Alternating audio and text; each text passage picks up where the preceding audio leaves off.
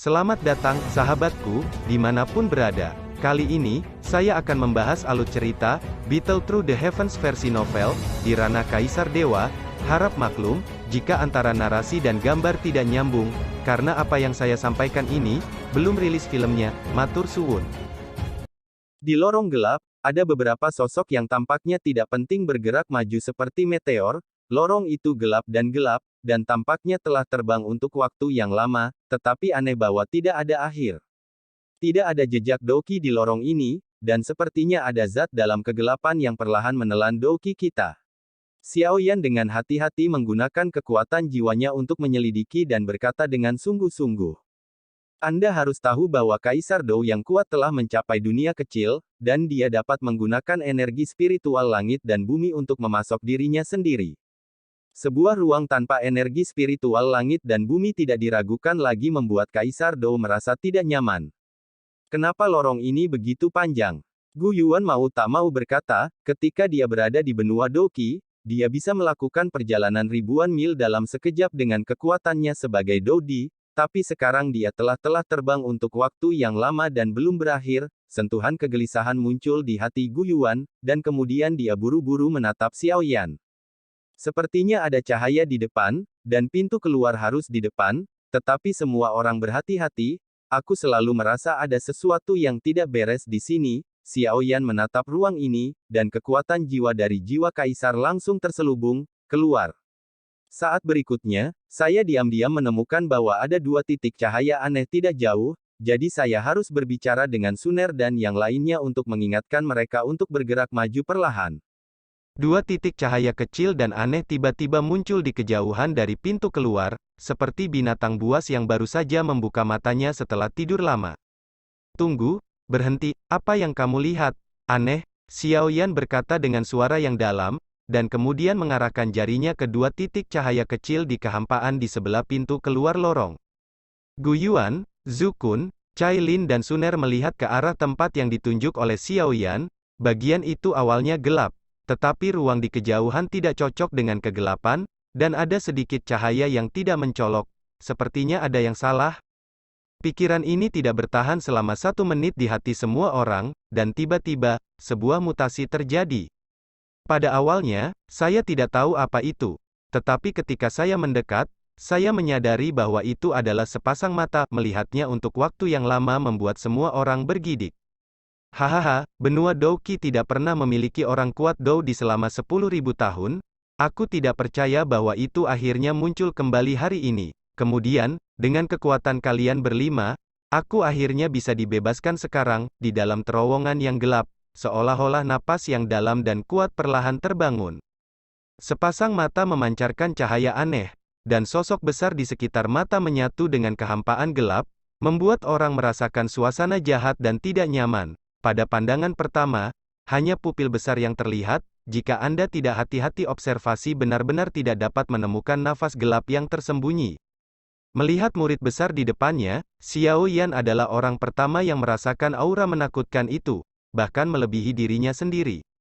Segera lemparkan 3 transformasi misterius api surgawi, transformasi api iblis, transformasi ketiadaan, transformasi kaisar api. Kemudian penguasa Yiwo Henggu dengan cepat mengembun di tangannya, karena bahkan jika kekuatan Xiaoyan dari Doudi dan jiwa Kaisar Realem menghadapi pasangan di depannya, tatapan matanya membuat kulit kepalanya tergelitik, belum lagi 4 Suner lainnya yang melangkah ke Doudi setelahnya.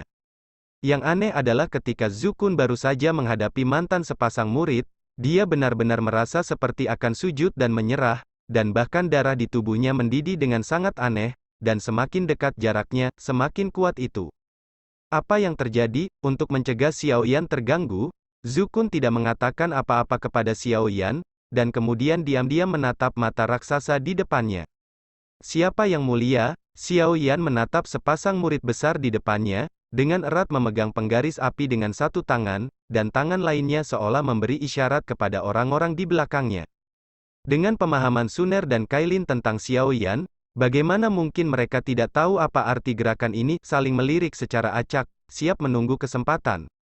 Hahaha, mati, sudah lama sekali aku tidak mengkanibal kekuatan Doudi. Dengan beberapa dari kalian, Aku bisa benar-benar melahap makhluk sialan ini dan menyingkirkan kehampaan yang tak berujung ini. Suara-suara datang dari segala arah, tapi di kerumunan di depannya, dia hanya menunjukkan sepasang pupil besar, dan sosoknya terintegrasi ke dalam ruang gelap. Kami adalah Dodi yang baru dipromosikan dari benua Doki. Kali ini, kami melakukan perjalanan ke benua baru dengan mengikuti lorong. Saya tidak tahu bagaimana mengganggu istirahat senior.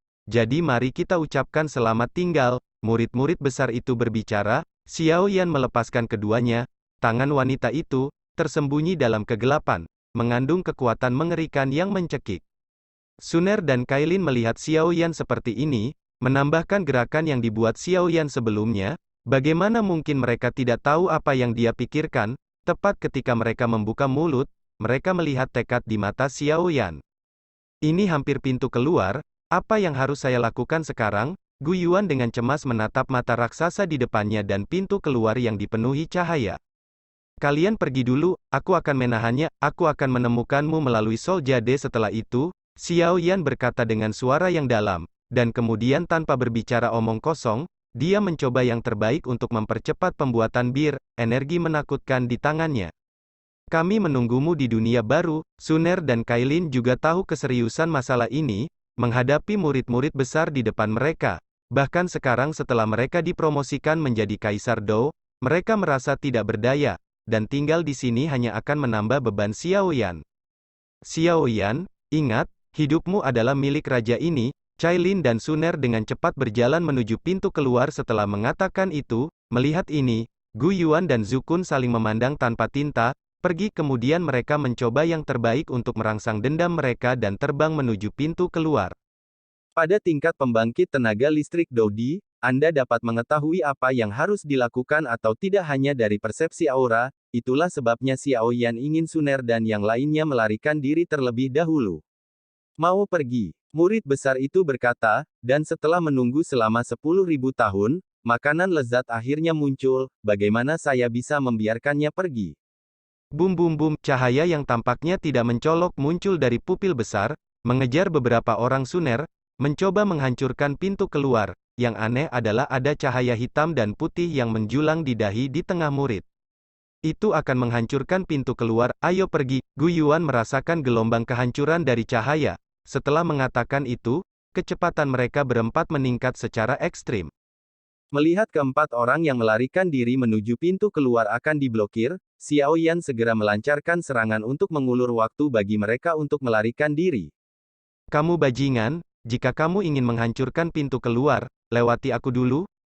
Huang Quan mengacu pada Huang Quan Palem, seketika menghentikannya. Kemarahan Huang Quan kemudian, sementara mata raksasa itu tidak memperhatikan Xiao Yan, ketika yang pertama ingin menghancurkan pintu keluar, Xiao Yan menyerang serangan jiwanya dan mengenai mata raksasa itu secara langsung. Buddha's Fury Fire Lotus. Makhluk tak dikenal sebelum pertemuan Xiao Yan diserang oleh jiwanya sendiri, menyebabkan dia terdiam sesaat. Di tangannya, ada Buddha's Fury Fire Lotus yang terdiri dari 22 warna yang memancarkan aura menakutkan, fluktuasi. Lahir untuk dilahirkan. Pergi. Xiao Yan mengerahkan seluruh kekuatan jiwanya untuk mengendalikan teratai api kemarahan Buddha untuk menghancurkan murid di depannya dengan sekuat tenaga. Xiao Yan, kami menunggumu. Jika kamu mati, aku tidak akan hidup. Keempat Suner melarikan diri sebelum pintu keluar dihancurkan, dan kemudian seluruh ruang bergema dengan suara Suner yang tampaknya lembut. Pertemuan mengatakan kata-kata ini sudah cukup untuk melihat betapa pentingnya Xiao Yan baginya. Semua ini terjadi antara kilat dan batu api. Xiao Yan menatap empat orang yang menghilang di hadapannya, dan langsung merasa lega, dan bergumam pada dirinya sendiri, Suner Cailin, kamu harus menungguku, dan aku pasti akan mencarimu. Xiao Yan bukan orang yang bertele-tele, dan segera mengendalikan biji teratai kemarahan Buddha, yang memancarkan kekuatan penghancur, untuk menyerang murid besar di depannya. Bum bum bum, teratai murka Buddha yang penuh dengan kehancuran berada di tengah-tengah makhluk yang tidak dikenal, dan kekuatan penghancur yang mengerikan menyebar dalam lingkaran. Dan ketika akibat dari pertempuran menghilang, wajah sebenarnya dari makhluk yang tidak dikenal itu adalah tentang kepermukaan. Aku di sini untuk melihat siapa dirimu. Suara Xiao Yan bergema di lorong misterius ini.